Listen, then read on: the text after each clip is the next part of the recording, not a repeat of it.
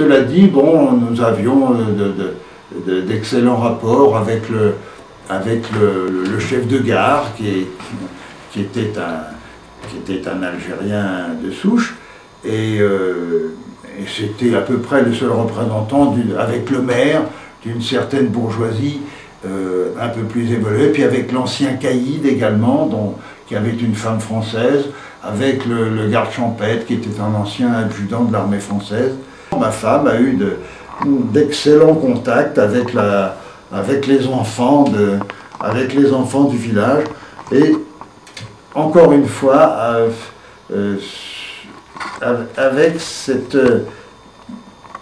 relation de confiance qui pouvait être établie entre une population que je décrirais volontiers comme souvent médiévale ou cornélienne.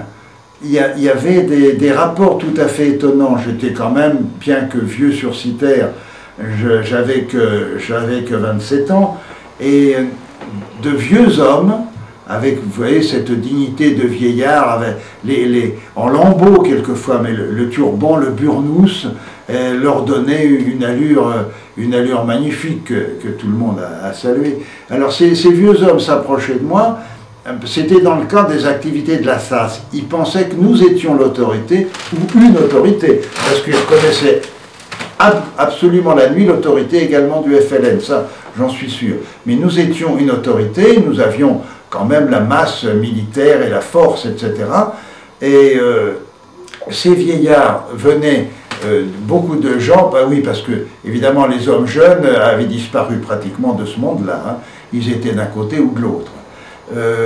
Ils étaient suspects, étant hommes jeunes, alors donc ils n'étaient plus là. Ces vieillards venaient régler des chicayas, c'est-à-dire des vieux problèmes qu'ils avaient depuis quelquefois des siècles pour des histoires d'irrigation ou même des histoires de femmes, et entre clans ou entre tribus. Et c'est ce qui faisait d'ailleurs, moi je défends évidemment beaucoup les Moraznis que nous avons eus, quand je les entends comparés à la milice française, aux collaborateurs, ça m'indigne parce que dans ma famille on a eu affaire aux miliciens et aux collaborateurs, et il ne s'agissait pas de ça. Quels étaient l'ensemble, quelle était la majorité des Moraznis dans Massas? C'était des gens qui avaient des médailles au moins d'Indochine, mais quelquefois d'Allemagne ou même d'Italie. C'était des vieux soldats qui avaient 45 ans, donc ça pouvait très bien se faire. Et ces vieux soldats, ils avaient été français. Il y en a qui avaient leur grand-père enterré à Verdun. Il y en a un qui était mon ami actuellement, qui est le président d'une association de supplétifs. Et son grand-père est à Verdun.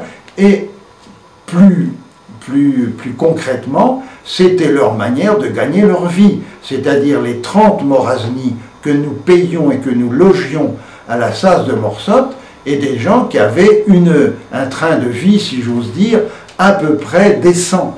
Ils pouvaient manger et faire manger autour d'eux une vingtaine de personnes. C'était le cas de beaucoup de Moraznis. Il y avait également, j'en reviens à l'histoire du Chicaya, une opposition des uns.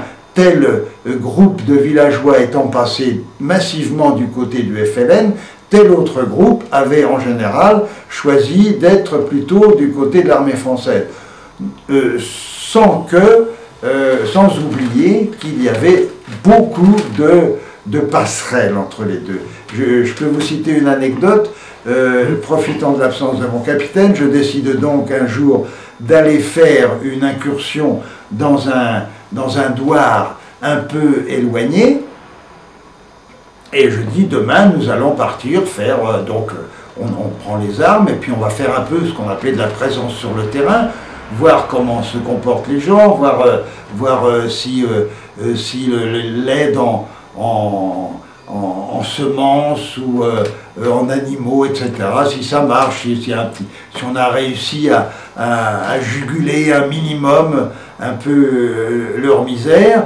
Et donc l'opération est décidée, et le soir même, un vieux caporal, donc aux médailles qui inspiraient beaucoup mon respect, est venu me dire, mon lieutenant, on ne va pas aller demain là, on va aller après-demain.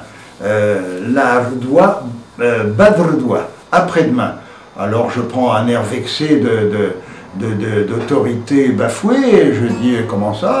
Donc ce vieux caporal vient me dire on ne va pas y aller demain. Voyez-vous, alors ça voulait dire qu'il savait que si on y allait demain, on allait s'affronter à des rebelles qui étaient, il n'y avait pas de doute.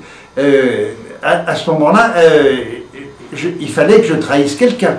Hein. Ou bien je trahis la confiance de cet homme, ou bien je trahis l'armée française, parce que dans l'idée de l'armée française, j'allais immédiatement trouver le deuxième bureau du régiment qui était là, en disant, voilà, j'ai un renseignement à te donner, il y a un type chez moi qui sait quelque chose, et il y a des types là-bas.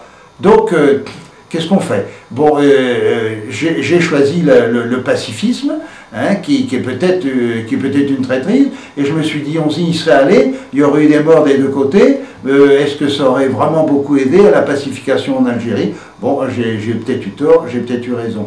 J'en reviens à cet état d'esprit de confiance, mais extraordinaire. Cet homme qui est venu me dire ça, il risquait vraiment sa peau. Il risquait au moins d'être tabassé, parce que alors là, sans qu'il y ait de torture à la sas, je peux dire que dans tous les deuxièmes bureaux qui nous ont côtoyés, on tapait sur les gens. Hein, on tapait sur les gens. Bon,